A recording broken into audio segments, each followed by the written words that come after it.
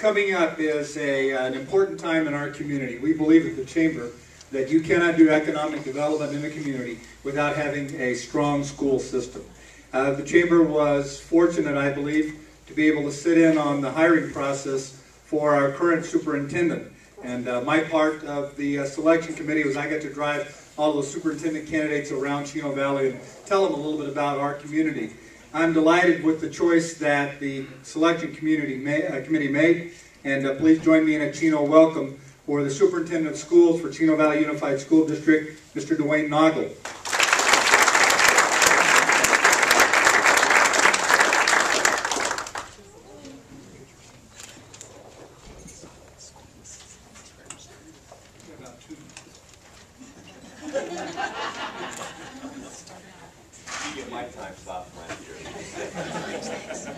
Thank you, Ab. Thank you, Chamber members. It's great to be here today.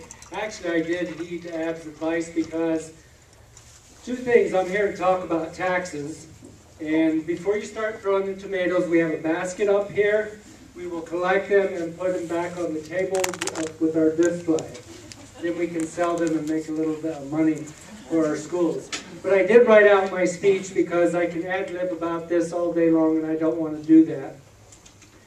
I'm here to talk to you today about the budget override that the school board has requested for Chino Valley Unified School District.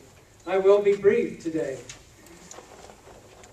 Arizona State budget crisis is huge, and if I went on and on, we'd be in a lot of trouble. A few days ago, I was visiting classrooms, and a student gave me a warning. He said, "Don't talk too much." This warning came because he was actually talking about Socrates. He said, Socrates was a philosopher. He talked too much. They killed him. I will heed that advice because I don't want to be accused of being not as smart as a fifth grader. As you are aware, our businesses in Chino Valley and Arizona are suffering from a significant economic downturn. Because of this downturn, state revenues are down significantly, which has impacted governmental services. Matter of fact, the state capitol is up for sale. Unfortunately, the new owners will not be able to decide who their new tenants will be. Chino Valley Unified School District has not been immune from the budget cuts. Over the last 2 years, we have had to reduce staff by 60 employees. We have cut expenses, we have delayed projects, and have eliminated waste. These cuts amounted to nearly $2 million, and there are more to come. In November, the state reduced funding to the district by $537,000. And that was our soft capital budget, which we used to buy textbooks, computers, buses, and things of that nature that directly support the classroom. Last week, we received a notice from the state that there would be a delayed in funding for such programs as early childhood education, vocational education, gifted English language learners, chemical abuse, and dropout prevention. Arizona's budget crisis is very serious.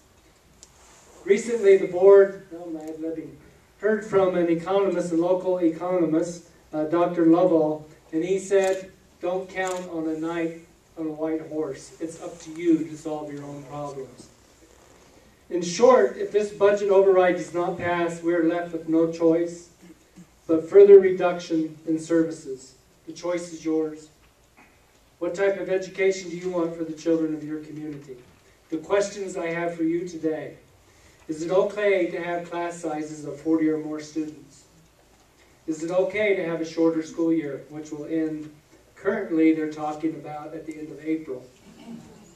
Is it okay not to have art, music, PE, counselors at the school?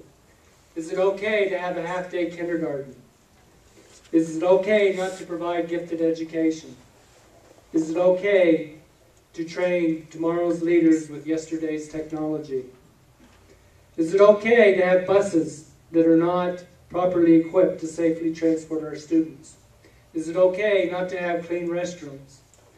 Is it okay not to teach native speakers English language, which, by the way, Chino Valley, one of our schools, Territorial Elementary School, at the 3rd grade level, had the highest success rate in the state, bringing 70% of non-English speakers up to proficient. I'm admitting again, Bob. Is it okay? Are my 2 minutes up? Is it okay to have crumbling facilities and vacant buildings because we cannot afford to put students in the schools and we have to close the school down? Is it okay not to have after-school programs including athletics, tutoring, student clubs? Is it okay not to have nurses and health services in each of our schools? Is it okay to have federal bureaucrats tell us what to do? Because we are left no choice but to accept federal grants and federal dollars because we refuse to support our own children. The choice is yours. How you decide dictates what I do.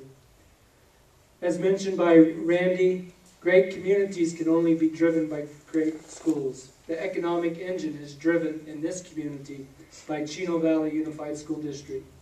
We are asking for your investment. We guarantee we will provide you a good rate of return on that investment. At each of the tables, and we don't have enough administrators, but our principals and other leaders, if you would stand please. I'm not going to introduce them, but they have packets that they can provide you with information. Primarily, the main one is this newsletter on the override, which tells you about the budget override, frequently asked questions, how will it impact your tax rate, and what will it buy. Basically, all we're asking, thank you very much, is that it will replace the state dollars that we lose. Finally, we have Penny Hubble, if you would stand. She is the newly elected chairperson of the committee called Neighbor to Neighbor, which is the fundraising committee and campaign committee for the override. And you can go to chinoN2N.blogspot.org to find out additional information. The principals have that information at the table. We are deeply grateful. Thank you for your time. Thank you, AB. Thank you, chamber members. Thank you, businesses, for all the support. Thank you very much.